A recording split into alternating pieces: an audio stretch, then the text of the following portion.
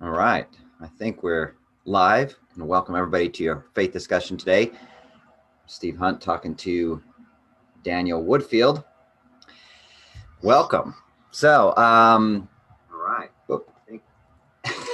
Sometimes my screen starts the video playback. Well, Daniel, I want to welcome you. Thank you so much for agreeing to join me and talk about your journey. Why don't you just go ahead and share who you are and what your faith journey kind of has been, where it started, and we'll just start with Okay. that. I'll start with my Mormon cred, if that's okay. Yeah. uh, so my name is Daniel Woodfield, born and raised in the church, multiple generations Mormon on both sides.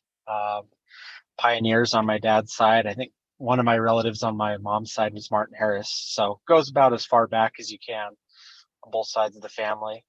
Um, Grew up very faithful, took the church seriously, pretty orthodox family growing up. Church every Sunday, family night on Monday. Monday night, served a mission in Tennessee.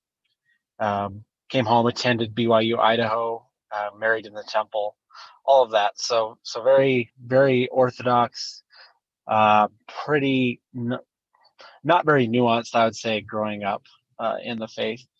Um, until probably college, when I was around more different views, even though it was BYU and it was obviously a reputation for being a conservative, pretty typical LDS school. I was in the humanities, so I was exposed to a more liberal side of the university than most of my peers, and exposed to new ideas, different ways of thinking, more nuanced ideas about Mormonism that I hadn't heard before. Um, Became more liberal as far as politics go, and started to have some disagreements with some of the policies of the church and things like that. I would say is kind of how it started. Um, and I was able to fit that into my religion for a while. So I could find a way to make it fit, kind of, I don't know, nuance it to where kind of, I put it now, I would describe it now as kind of creating my own version of Mormonism, that was specific to me, one that worked for me and my changing political views and things like that. Um, but that didn't last for a super long time, maybe a couple years, until I started to, it was kind of subconscious, but I think I started to become more aware over time gradually that the version of Mormonism that I was holding on to wasn't the version of Mormonism that's preached from the pulpit. It's not the standard chapel Mormonism that I had been raised in. And I didn't think that I had a good reason for believing it was true, just that it was something that I had crafted for myself, but I didn't have a solid foundation to say that it was actually grounded in reality or anything like that. And so I started to apply skepticism to my religious beliefs, and that's kind of where it started falling apart for me. This is all prior to researching church history issues or anything like that. This was just more epistemology, not really sure if I had a good grounding for my faith. I felt like I couldn't trust spiritual experiences that I had had. Um, when I would read the Book of Mormon or listen to a favorite hymn and feel that warm feeling in my chest or something, I used to accept that as proof that the church was true. And I realized that people of other faiths were probably feeling that for their faith systems. And I didn't necessarily see it anymore as a reliable path to truth. So from there, I went looking for kind of evidence to back up that view, and that's when I found CES letter and found more problems. I wouldn't say that those things caused me to lose my faith, because I was pretty much already in full faith crisis mode at that point. But that kind of bolstered my view that the church wasn't what it claimed to be, and I just kind of landed in atheism, pretty angry ex-Mormonism for a while.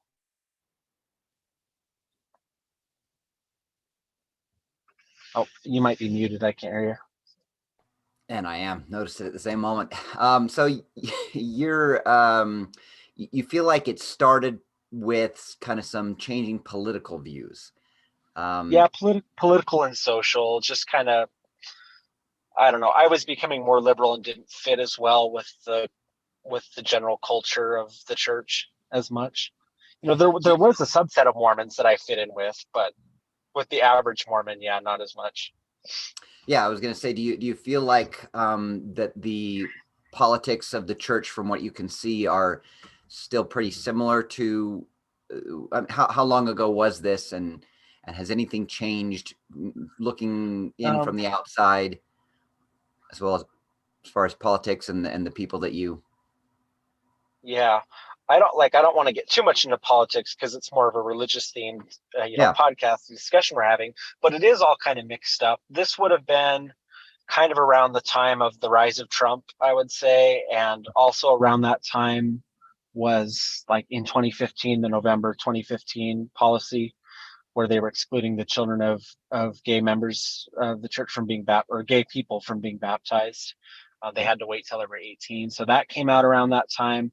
Whereas I was starting to become more, I still think I would have said I was like against the lifestyle at the time of homosexuality, but I didn't see the problem with letting them get married. Like I was starting to go that direction. So all that was kind of happening. I was frustrated to see a lot of my Mormon friends and family, becoming Trump supporters and kind of becoming, I don't know, real hardline conservatives. Not that the church takes it out, like the church is non-political. They don't come out and embrace a certain party, but culturally, I think Mormons tend to be very conservative. I'm much more aligned with the Republican Party, whereas I didn't. So that was the start of it. It definitely wasn't the sole factor, but I think that's around the time that the church stopped working for me as much. Like the utility side of Mormonism wasn't really fitting anymore. I still had like the doctrinal beliefs that I aligned with at the time, which held me over for a little while. But then eventually that started to go as well. talk to me about what you see as the utility side of Latter-day Saint culture, theology, or whatever. What were you getting out of it, and what do you still think is valuable, and what just has no value anymore? Yeah. Well, I remember before all this, I used to like attending church. I wasn't one of those kids that hated church. Like I liked going, I had friends. I participated a lot in church. I got a lot out of going. And around this time where I started to not fit in as well with the people, like it started to become more of a chore to go to church. I wasn't enjoying it, was kind of nitpicking what people said, picking out the parts I disagreed with. I was starting to notice it wasn't as good for me, like for my mental health. I was starting to hate going, didn't want to be involved, wasn't really excited about holding callings, things like that. So that's when I guess what I made the utility, like the social part of it, wasn't doing anything for me anymore. I wasn't feeling fulfilled going to church, wasn't getting much out of it You around that time. may have left a couple of years early. I mean, because now the whole breakdown in the social part is gone, and nobody has to do much of callings or attending anything anyway.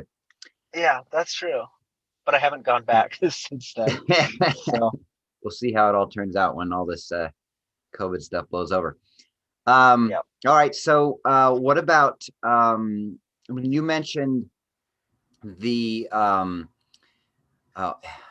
lost my train of thought here, but a bit ago when you were describing, I remember you were talking about how you had, the good feelings or the burning in your bosom or whatever. Tell me what you remember those experiences being like. And then do you have any experience with members of other faiths that sharing very similar things and saying, I feel the same thing? I mean, you mentioned that, so I Mhm. just want to dig into that for just a second. Yeah, that's something I'm really interested in. I've heard it. Well, obviously, other people of other faiths don't talk about it exactly the same because different faiths have different vocabulary for describing it. But Christian faiths talk about being overcome by the spirits.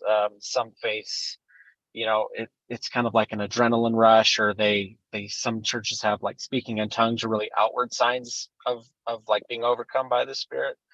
I've heard plenty of people who aren't Mormon, never been Mormon, describe it as like a warm feeling, or like they'll describe getting goosebumps, their hair standing up, tingly sensation, that kind of thing.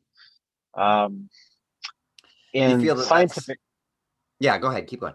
I was saying scientific circles, like there's words like elevation emotion is one that's been used to describe, like whenever you come across like a feel good story or something like that.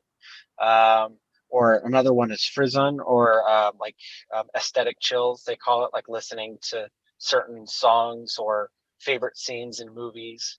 And that's something I noticed too, is like some people aren't as prone to it. I've found, like in researching the phenomenon, some people just never experience it, and then some people are a lot more prone. I think I was really prone to that. So I would experience it listening to like hymns, and I would know in advance I'm going to feel this at this point in this hymn. Like it was pretty predictable. Or like same with movies, even non like church movies, but also secular, like Lord of the Rings is one of my favorites. And I know there's like certain parts in the move watching the movies where it would happen to me. And so that's part of my journey, like epistemology being one of the reasons that I fell away from the church, I think stemmed from that feeling that this isn't a reliable path to truth if I can feel this watching Lord of the Rings, and if people in a Baptist church or Presbyterian church, or a Muslim, or a Hindu, somebody of any faith could feel similar feelings in their faith traditions. What on what basis can I say that it's evidence that the church is true if it's evidence for all those other churches for those people? Do you still feel those feelings as you're, Yeah, I can. Yeah, and interest, it still applies to like church things too. Like I have, like, I love Christmas music. Oh Holy Night is like one of my favorites, and I have a couple versions of it that I like. And sometimes driving home from work I can put it on, and at that part, even with like the religious tones of the music and stuff, like the message coming through being religious, I'll feel it. And maybe a lot of people would hear me say that and think, well, that's the Spirit telling you, that you've gone astray and the church is true.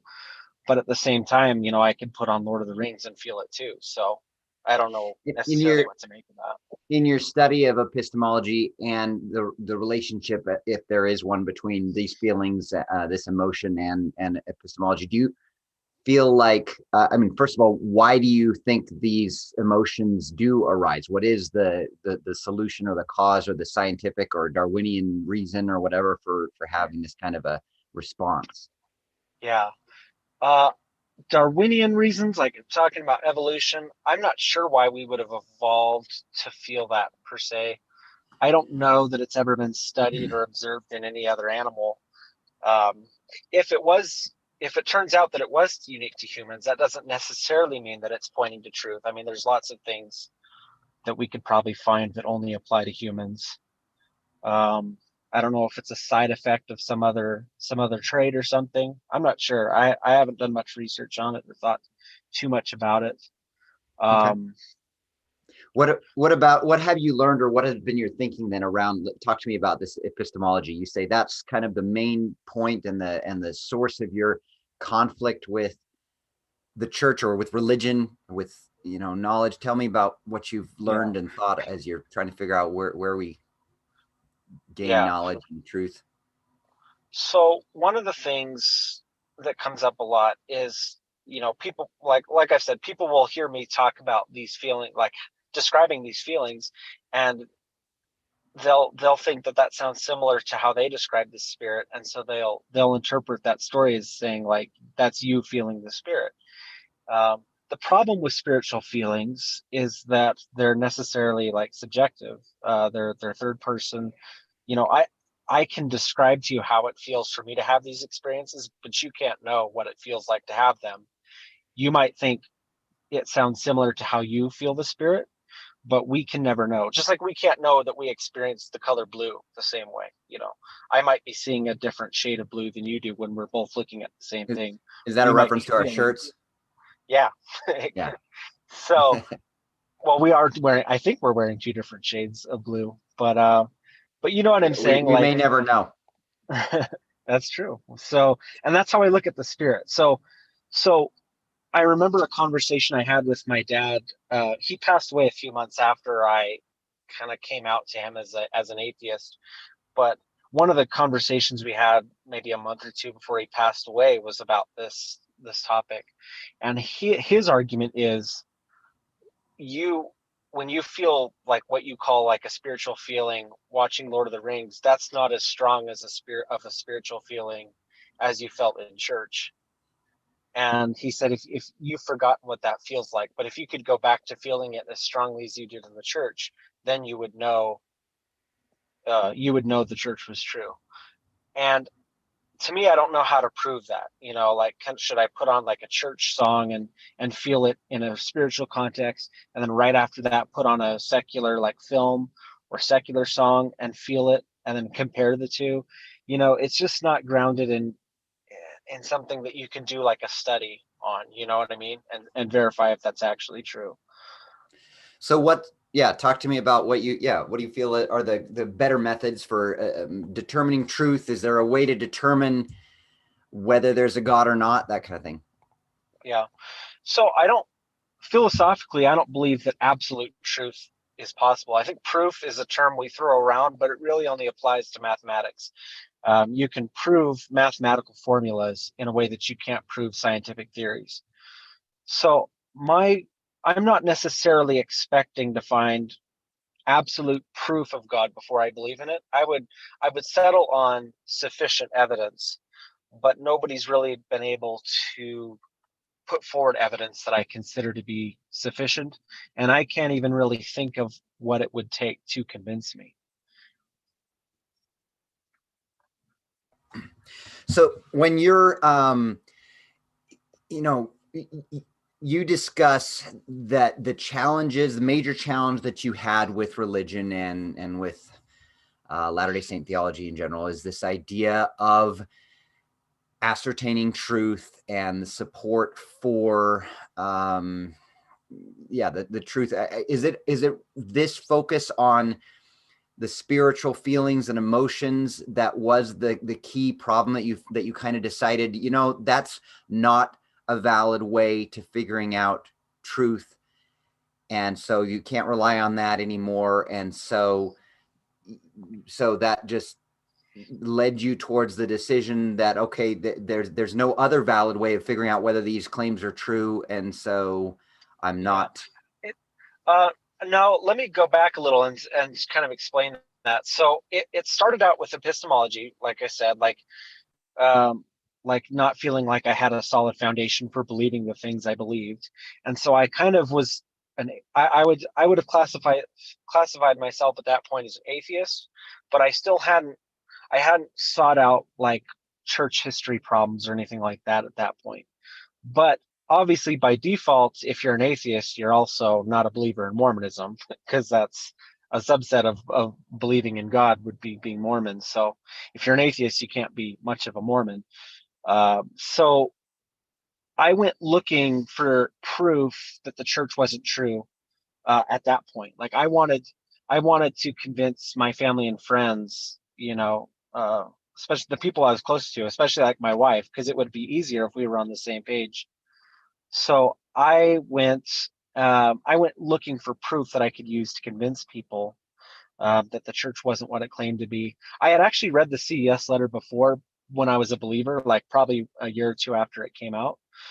But and I can't remember exactly where my head was at then, except that I don't think it fazed me too much, because my attitude was, I know the church is true, and therefore there must be answers to these problems, even if I don't know what they are, and I'm just not going to worry about this. Um, and so the second time reading it was already as an atheist, and it was more of like, I'm going to dig up all the dirt that I can so that I have all this ammunition that I could take to people, loved ones that are in the church, and show them that they don't have, that it's not true. And so that was my attitude for a while. And I've since realized that that's obviously not an effective strategy, first of all. If people have to come to that conclusion on their own about the church, and trying to lead people out of it is not going to work. And I also realized that I didn't necessarily want to be in that role of proving the church false, because that comes with a burden of proof. And so I've kind of fallen back on the epistemology side of it more, and just um, I, I don't try to tell. If people want to have a discussion about, the truthfulness of Mormonism, rather than trying to disprove it with like issues in the CES letter, I'm more interested in having the believer prove why their beliefs are true rather than me having to prove it false. I don't think that I think it's a mistake to believe something until it's proved false. I think you should not believe things until there's sufficient evidence to believe they're true, is how I look at it. So that's kind of the conversations I'm more interested in now, is rather than getting into an argument where I'm trying to prove the church false and the apologist is trying to show how it still could be true. I'm interested in show me evidence that it's true, and then I'll believe it. You know what I mean? So let's talk about your relationship there with, your family, your wife, your the church members as you were on your way out. How did they all respond, and what was helpful to you? What was not helpful? What was your experience with the response of church members that you loved? Yeah. Well, first of all, I didn't handle it well myself. So I want to preface it by saying that some of my family could have handled it better than other. Some people handled it better than others, I guess is what I'm getting at. But I want to accept some of the blame for how they handled it, because I didn't handle it well on my end. And we can get into some advice that I would give for people in a similar situation if I had it to do over again. Um, I My wife was the first person that I told in my family. Like, I talked to strangers about it, people I was sure were safe to tell because they had no connection to my family. It wouldn't get back to them. So I kind of experimented that way in telling people. But my wife was the first person that I sat down and said, it wasn't like I don't believe in the church anymore or I have doubts. It was, I'm an atheist, is not a good way to break the ice, to delve into that. And her reaction was not great. It was her big concern was, well, if you're changing in such this one huge way, this big aspect of your life, what's to stop you from changing in other ways? What's to stop you from cheating on me or from becoming an alcoholic or your life totally going off the rails? And it was offensive to me that she would think that, but looking back, I can see where that fear comes from. It's like this, we got married on this foundation of the church. That's something we had in common. And if you're changing that about your life, what else is going to change? And so that was the first experience. It didn't go well. It also turned into an argument because, again, I had been studying CES letter, and at that time I was very much in the zone of, if I can just sit her down and tell her all this stuff that I know, I'll talk her into leaving the church also, and it'll be fine. And so it led to an argument. She wanted to know my reasons for not believing, and it just turned into an argument over all the issues and things like that. My parents were next. My wife actually told my mom before I could. I was kind of working up the courage to do it, and she couldn't keep it a secret anymore. So my mom found out, said that I was deceived by Satan. That turned into a big argument, with us going back and forth, talking about Book of Abraham and polygamy and all that stuff. My dad handled it a little better. I was the one that told him, and he had studied apologetics. Like, he had done some amateur apologetic work himself. So he was at least aware of the issues and was a little more sympathetic, respected my agency, but he was still coming from a position of wanting to change my mind on it, to get me to come back. And so we had some arguments, but I would say those were less heated, less angry, and more just kind of focused on the issues. So yeah, that's kind of how it went, telling family. My brothers were pretty easy. They aren't really active in the church, but they would. I don't want to speak for them. I would say that they would have considered themselves believers, at least at that time. I'm not sure about now, but they were kind of more Jack Mormons. Is how I would put it. So they didn't really care as much. It's like nothing changed with them. But definitely telling my wife and my parents was harder. Where are your wife and your parents at this point? So my my wife's still in the church. Obviously, because of COVID, it's different. Like we don't, she's not attending every Sunday or anything like that. But she still would consider herself a believer in the church. I don't know. It's actually something we don't talk about too much, just because it's a sensitive topic. Um, Out of respect for her, I don't share like the difficult issues about Mormonism with her anymore. But I support her wanting to be in the church. Um, Back when temples were still open, I would volunteer to watch the kids so she could go attend the temple, things like that. Um, my father's passed away. He passed away just, I don't know, maybe 9 or 10 months after I came out as an atheist to him. So we had a few good conversations in that time, but unfortunately, like that's one that I regret a lot. Like I think we could have continued to have really great conversations, and come to an understanding, um, that we never had time for. And then my mom, she's definitely still a faithful believing member. We just kind of don't talk about it. Kind of similar to with my wife, like it's just a source of contention if we get into the issues. So we just kind of have come to an agreement to not even talk about it. How are you able to, I know in Latter-day Saint theology and in the culture, the family and the focus on, temple marriage and everything is so all important. Um, I don't even know your current family situation with your wife, but how has she taken all of that, and how are you able to maintain, or your family in this kind of an environment and a difference of opinions and views and beliefs? What has that done? Yeah. Well, one of the big things was I had to change.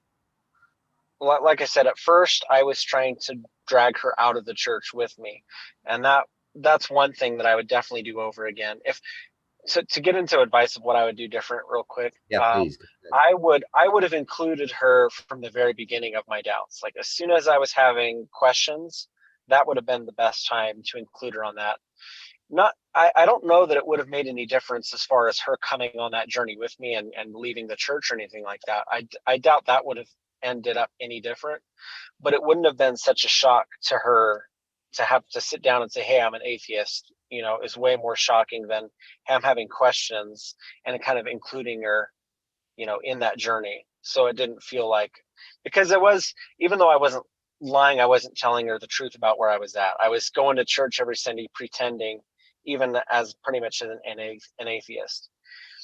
And it's weird because I can remember a time where I thought I'll keep the secret to my grave. Like I thought I can just go to church as an atheist and just pretend my whole life. And I think like that lasted 2 weeks. And then it was like, I can't keep the secret for 5 more minutes, and that change happened really fast. I went from sure I could keep it a secret to no way can I keep this a secret. So I would have included her from the beginning if I had it to do over again. And I wouldn't have tried to impose my opinions onto her. I would have let her have that journey on her own and respect her wishes to stay in it. But what has helped the most, I think, is just time. Just, like I said, she had all these concerns that I was going to become an alcoholic or start cheating, or uh, it's these common concerns that people have, misconceptions that, and it does happen to some people. Some people kind of go off the deep end when they leave the church and their life falls apart. I think for her, she just needed to have some time pass and see that I was still the same person overall. I was still the same person that she married. I just believed differently, you know. So, and I'm still intrigued and interested by that decision since you say that it makes total sense to me that when you sit down and say, hey, I'm an atheist, that she kind of sees you as, oh my goodness, this isn't even the person that I thought you were, and now who are you? And because we haven't gone down this road together, and I thought you were totally somebody different. And in my own life, I've noticed that it's incredibly important to be very honest with your spouse, about who you are, what you're thinking, what your desires are, about the good and the bad, to let them know just who you are, so that it doesn't surprise them at any point when if you're trying to keep yourself a secret, trying to keep your beliefs, your thoughts, your temptations, your whatever secret from your spouse, and then you develop through those, through your shame, maybe through your fears, through your changing beliefs, into somebody totally different that they don't even recognize, and then you present yourself to them. You've just blown up your because it was like probably a good 2 years of like coming like through this whole journey, and it never ends. Like I'm still on a journey, I would say, but from the 2 years of like going from like becoming a more like progressive, more nuanced, like, and then down to like total atheist was a journey, and she was totally kept out of that journey, so she wasn't aware of any of this stuff. I'm sure she picked up on some things that were changing, like you know, I never was one, even when I was a believer, I never really enjoyed going to the temple, and I would try to make excuses, but I would say that ramped up towards the end. I didn't want to pay tithing, made excuses for that, so I'm sure she could sense that I was starting to drag my feet when it came to church things, whereas before, I was more motivated on my own. I didn't need, my wife to tell me, to do those things. So I'm sure she started to pick up on it, and that factored into my decision to ultimately tell her.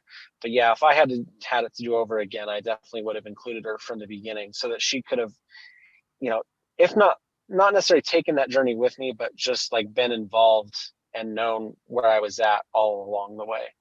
I think would have made it a much smoother transition, instead of just so abruptly, hey, I'm an atheist, and then having that be really rocky for a while, as she kind of came to terms with that, and had to kind of see over time that I wasn't, fundamentally changing as a person. Along those lines of what you would do differently, what would you say to someone then in your shoes, where you were a few years ago, coming to this realization that maybe they didn't believe anymore, that they've got lots of questions? What would be your bit of advice to people who are now where you were? Mm-hmm. Yeah, I can think of a few things in addition to what I've already said about like telling especially your spouse, if you're married, or have a significant other, including them on that first. When you are coming out to family, something I recommend now, because I have had a few friends going through faith crisis reach out and ask me, hey, I pretty much don't believe in the church anymore, but I'm not sure how to tell my parents, and the advice I give to people now, maybe I'm not the one to give advice because I did such a bad job of it, but learn from like what mistakes I made. Don't do what I did. And what I advise now is don't get into a discussion of the reasoning and the issues, at least at first. In that first conversation, you really should just be focused on saying where you're at, and don't be honest about it. Like if you're pretty much made up your mind that you're out of the church, don't make it sound like, don't try to soften the blow by pretending that you're still open to, to believing or something, if that's not where you're at. If you are open to it, then be honest about that too. But sometimes there's a desire to soften the blow by mischaracterizing the extent of your faith crisis, like, oh, I'm just having questions, when in reality it's beyond that point. So be honest about where you're at in that first conversation, but don't get baited into getting into the reasons, because they're going to want to know. Your family is going to want to know why, and it's probably, at least at first, they probably don't really care about why. They don't care about your reasons. They just want to be able to talk you out of them. That might not be true of everybody, but it was true in my case. When people asked why, they didn't really care why. They just wanted to resolve my concerns to bring me back into the church. And that's understandable. And I think it's okay to have those conversations down the road on a second or third or fourth conversation. But I think in the heat of the moment, when you've just broken the news, they're not going to react well. It's not going to go as well in that first conversation. Better to keep that conversation short, to the point. This is where I'm at. If you have boundaries you want to establish, like if you don't appreciate them sending you scriptures or talks, then let them know that. In my case, I was open to that. In fact, I don't know if you want to talk about that at all, but I would say I'm different than the average person just because I was a little frustrated that people didn't try harder to reactivate me. You know, I wanted to have hard conversations. Like it was almost like insulting that people didn't care more to try to bring me back. Like, if you really believe the church is what it claims to be, and that I'm like destined for outer darkness or celestial kingdom or whatever it is you believe, if you really believe that, you should be trying harder to convince me. But I think that's part of that's my argumentative nature. Like, I wanted to get into the issues and debate things, whereas a lot of people don't, and they prefer to not talk about the church. Like, they want to leave and they don't want missionaries coming to their door, or they don't want people trying to change their mind. So So you advice for, recommend, yeah, go ahead. I was just going to say, if you're not the unbeliever, if maybe if you've got a family, like a family member or friend that's going through this, I would advise just asking them what they want. You know, Yeah, do that you was going to be want? my next question. Yeah. What do you Yeah, like, do recommend? you want? Because not everybody's the same. You know, some people really don't want to be contacted by members of the church. Like, they don't want missionaries coming by trying to change their mind. They don't want their bishop reaching out to them. Whereas I was open to that. And like, I appreciated when people thought about me and wanted to know where I was at. And you know, part of that's probably selfish. Like, I was hoping to get into arguments because I was in my angry phase, you know, and I wanted to get into the, you know, I wanted to talk about polygamy, and I'm sure I was very annoying, loud, angry ex-Mormon for a while. And maybe I to some degree maybe I still am. Like, I still struggle with how vocal to be, that fine line of respecting other people's, you know, faith, and not wanting to sow seeds of doubt, but at the same time wanting to have these conversations with people because it's something that I feel strongly about and like talking about. Well, it's interesting because I'm sitting here thinking about our conversation, and we're just kind of getting to know each other a little. And do you still have that desire then? I mean, that you're participating in our group and our open faith discussion, and here you are, agreeing to meet. You still want to talk about the issues and the challenges and have those kinds of debates, because I'm willing to give the platform here and to dive into that kind of stuff if you want to do that. Yeah. Yeah, I'm still, that's probably the biggest thing that I still wrestle with today is I go back and forth between thinking, I should just stop caring about this stuff, you know, like it's a dead horse and we've beaten it to death. Like, I've talked about, like, I've researched hundreds, maybe thousands of hours, you know, reading everything I could find, on both sides, you know, the CS letter and all the sources that the CS letter stuff comes from, and all the apologetics, all the podcasts, you know. And you know, my wife like gives me a hard time about it. Like, you need to like move on, you know, just, well, let's just not talk about this anymore. You're wasting your time studying this stuff. But part of me really likes it, like, just from an academic kind of standpoint. I'm just interested in this kind of stuff, in religion, philosophy, Mormonism, Mormon history, stuff like that. So yeah, I don't know. I think my wrestle now is I'm trying to respect people that don't care about this stuff, and not be that annoying person that constantly brings up church stuff, when nobody wants to talk about that. You know, nobody wants to talk about that at the holidays. You know, so when I have family over, don't be that guy that's always bringing up church stuff. But then, you know, I do seek out friendships with people who do like that stuff. So, you know, obviously this is a forum where we can talk about it. I have certain friends that I feel comfortable talking about it with, and then other family and friends, we just don't talk about it. I think it's interesting, the position you expressed that you held, that you wished people had tried a little harder, to some extent, to win you back over if they really believed you were headed down the wrong path, and to hell or whatever, that they would have fought a little bit more. And my response to that, just want to comment, is because I don't feel like someone who is deeply seeking and trying to figure things out with I sense that you're doing this in a very sincere way. There isn't this intent to, I just want to do wicked or evil things, and so I can't stay around here anymore. So I am trying to figure out the truth of the universe, and I've come to these certain conclusions. And to me, my own personal belief in God is that he's not gonna, that as you seek that truth sincerely, that he's not going to damn you to hell, and so I don't have this feeling of like, oh, you're going the wrong, I do feel like, oh, there are some things that maybe, we can talk about, that have you thought about this, have you thought about that, and that may be a completely a selfish and a stupid thing. Obviously, you've been doing this, you've been focusing on this for years, and so it's unlikely that I'll come up with something you haven't thought of yet, but at the same time,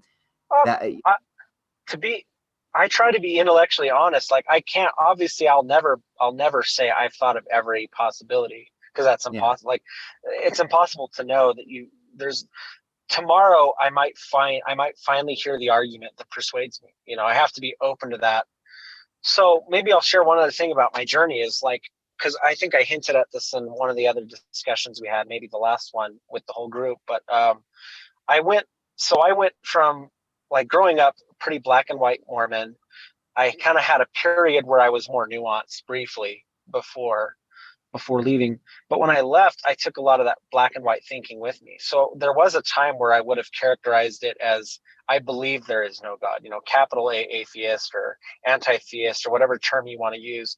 I didn't just not believe in God. I actively disbelieved, believed that he didn't exist. And I would have characterized it that way.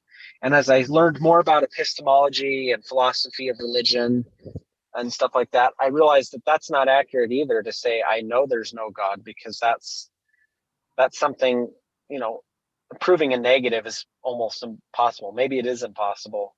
So I'm not a Gnostic atheist, an atheist who claims to know that there's no God anymore. I characterize it now as, I don't believe. If I had to put money on it, I would say that I believe there's probably not a God.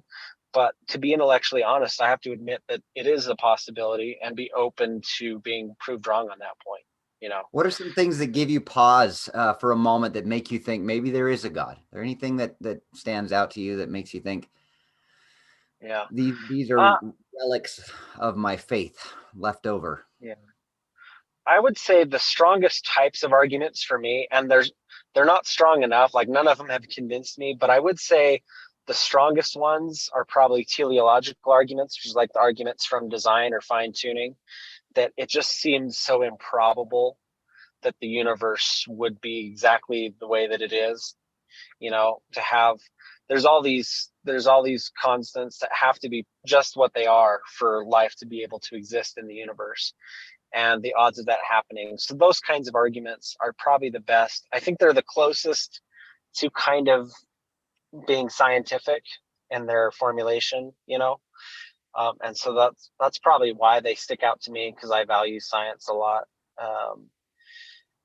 Where the reason that it's probably a whole, like, it would take too long to get into all the specifics of why it doesn't convince me all the way, but it comes down to, like, we don't know what we don't know. And before Darwin, came along and showed evidence for evolution, it would have been, you couldn't even begin to imagine how animals could exist without God. Like, how could something so complex as all this life that we see around us, the diversity of life, like, how could that have come about? And then the theory of evolution shows how small changes over time, could account for it. So so same thing with, like, the fundamental constants, and the universe looks designed to us because we're in it. Like, the analogy I've heard is like the sentient puddle, the puddle that gains sentience and looks at the hole that he finds himself in and says, wow, this hole in the ground fits me very nicely. And that's because the hole wasn't shaped for him. He was shaped to the hole. And so I think we exist in a universe that supports life because we couldn't exist anywhere else. You know what I mean? It's the anthropic principle is what it's called. So yeah, I don't know if that answers your question, but that's probably the one that gives me the most pause, but it still hasn't convinced me you know, that there is a God or anything like that. Um, what would you want to say to, is there anything to believing Latter-day Saints that you think that maybe they haven't thought of, or that you think this is the key thing? You know, do you have anything that you would share? Because Yeah. we've heard what you would say to people in your position and to people dealing with friends or family who are on their way out of the church. I like what you said there, the idea of, you know, Yeah. ask them what they want, and are they open to, you know, verses of scripture and to discussions on the topic or not. What about Yeah. to believing members? Is there anything you want to say to them? Yeah. I would say, along with what I've already said, as far as advice for the believing person when a family member or friend leaves, I think the biggest mistake is making assumptions about why they left. There are narratives, we tell ourselves narratives in the church, and I know because I've been on the other side, and I'm guilty of this too. I've had, I remember like aunts or uncles or friends or ward members leaving when I was growing up, and I remember making assumptions about them and why they left, and they're frankly insulting, just like, oh, they couldn't cut it as a Mormon, you know they were lazy, or they just wanted to sin in some way, or we tell ourselves these stories about why people leave, and I think often they're gross oversimplifications. um, I took I took the church very seriously, and I took my journey out very seriously. It wasn't a decision that I came to overnight. I was the person that like studied Mormon history and studied like deep doctrinal stuff. Like I was really into the church, and I knew it as well as anybody, and so what happens when you leave is people assume that, I don't know, that it was a decision you came to lightly, or you don't know what you're talking about. And so if you have a family member or friend that's leaving, don't make assumptions about why they left. Talk to them, ask them why, and be open to their answer. Don't just rule out what they say and think that you know better than they do. Because chances are it's something they've, especially if it's something that they've been involved in most of their life or for many years, it's not something that you just enter into lightly. It's a big decision that they probably put a lot of thought into, and just oversimplifying it, saying, well, you just wanted to sin, is, or you're just being deceived by Satan. You could see how that would be insulting to have somebody say that to you when you know how seriously you took it.